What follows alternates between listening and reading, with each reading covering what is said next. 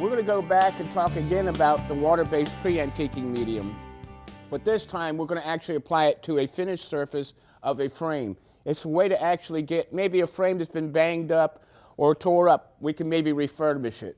So what we're going to do is the water-based patina is what we're using because we use that, again, with our flow viscosity range of Matisse acrylic paint. And we're using the water-based with the acrylic paint because we are not using an oil-based paint here.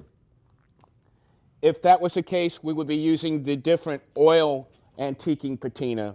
So I'm going to, again, I can add a little of this. It can go as little as 5% of paint film to the medium itself.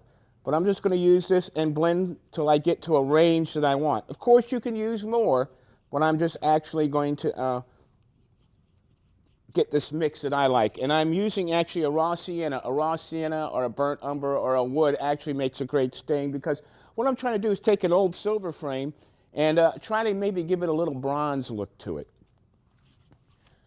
Just kind of toning it down a little bit and perhaps distressing it. Now, I can use either apply with a rag. Make sure you've cleaned the surface first to get all the dust and grease that might be on it. Take some up with your rag and you can just rub it right in there. I could splotch it on there using a rag, or if you want to use a sponge, any of those kind of techniques. But you see what it's going to do is refurbish something that was kind of maybe a useless frame and make it into something that will actually look good and maybe desirable depending on the kind of artwork that you want to place in the frame. Sponges, rags, anything like that, just dabbing it right on. And you see it can go ahead and make that kind of nice coloration on there. Now this is going to take a few hours to dry. You know, usually like 2 to 6 hours depending on the amount that you put on there. So it's very important that you put it in a place where it's not going to get smudged or bumped in anything.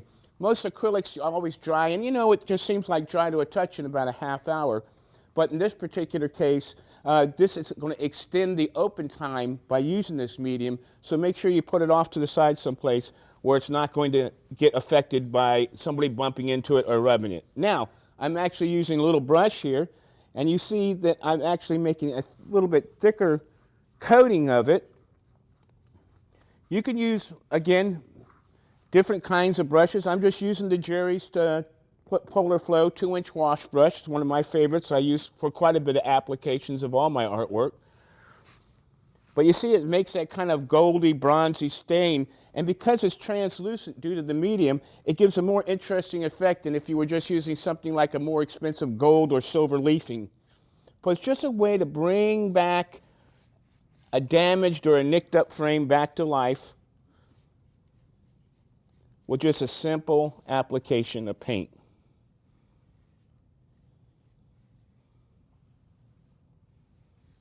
Now, you don't want to go across it like that because your streak is not going to look good. Make your streak go with the grain of the wood. I think that's important to get the most desirable effect from the results of using this product.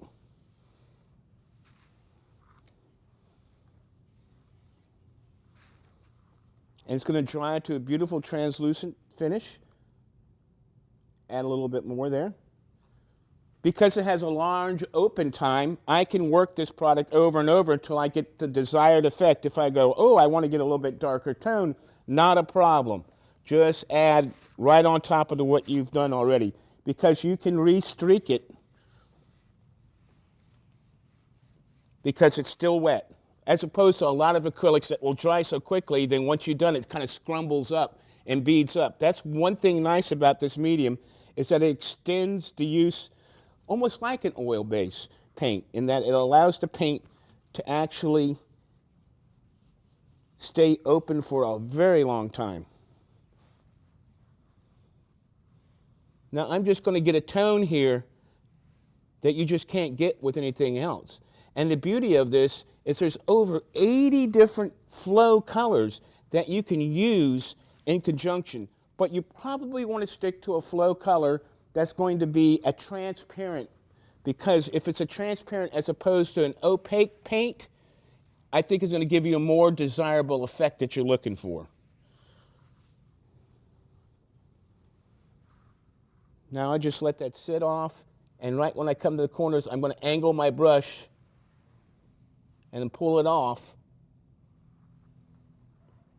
so I don't get this kind of overlapping here. I want to smooth out those edges and corners.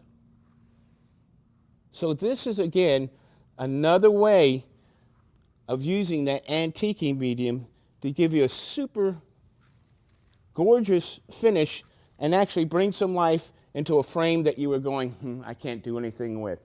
So again, using the water-based pre-antiquing patina and some flow paint of your desirable choice, make sure it's a transparent one, you can have some wonderful frames refurbished for a very inexpensive price, and you don't have to mess with all that cleanup that has to deal with when you're using oils.